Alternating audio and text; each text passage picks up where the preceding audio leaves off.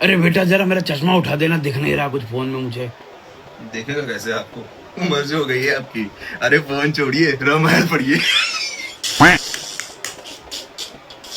पकड़िए पकड़िए पकड़िए। बहुत हंसी आ रही है हैं? आज बर्थडे है ना तेरा, हैप्पी बर्थडे। थैंक यू पापा।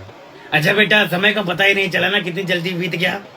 कब तू इतना बड़ा हो गया कि बेड से मूतते मूतते हमारे अरमानों पे मूतने लग गया। अच्छा बेटा आज छोड़, बाप बेटा हटा, दोस्त की तरह बात करते हैं। गर्लफ्रेंड गर्लफ्रेंड पटाई है कोई कि नहीं हैं? नहीं पापा, मेरी कहाँ कोई गर्लफ्रेंड है। वो तो हमको पता है बेटा, हमको बस सुनने में मजा आती है। अच्छा बेटा तू जाके एक को कटवा देते, याद आया बेटा। अच्छा छोड़, नहीं कहूंगा कुछ, तू झेल नहीं पाएगा। अच्छा बेटा मैं चलता हूँ।